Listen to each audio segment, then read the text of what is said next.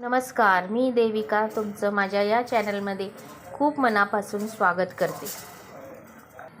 आज आपण बनवतोय गणपती बाप्पांसाठी मोदक तळणीचे। तर हे मी 1.5 वाटी मैदा घेतलाय आणि अर्धी वाटी बारीक रवा घेतलेला आहे। चवीनुसार मीठ टाकलेलं आहे आणि यात बघा मी थोडंसं हे मोहन टाकणार आहे। कडकडीत जरा गरम करून घेतलंय हे मोहन गरमच असतं म्हणा। आणि हे मोहन मी याच्यामध्ये टाकणार आहे। ते सगळ्या बाजूंनी लावून घेणार आहे मी। हे मोहन टाकलेलं आहे आणि कोमट पाण्यामध्ये मी हे मळणार आहे। मी दाखवते तुम्हाला।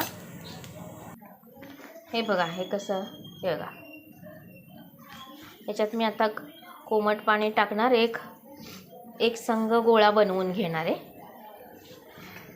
आपण गोळा बनवून घेऊया।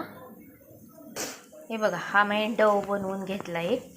आता आपण सारण बनवून घेते मी आणि मग मोदक बनवून तळायला घेऊया। हे बघा, हे आपले नैवेद्यासाठी मोदक तयार आहेत। 21 मोदक आणि 1 करंजी। भाव नैवेद्याचं ताट तयार आहे। मोदक, भावाला 1 बहीण करंजी, 21 मोदक आणि भात आमटी। आम्ही मोदक असतील की भात आमटीच करतो, कारण मोदक भरपूर खायचे असतात ना, मग बाकी जेवण शिल्लक राहतं, म्हणून आम्ही मोदक आणि भात आमटीच करतो। तुम्हाला माझी ही रेसिपी कशी वाटली ते तुम्ही मला कमेंट करून कळवा। थँक्यू।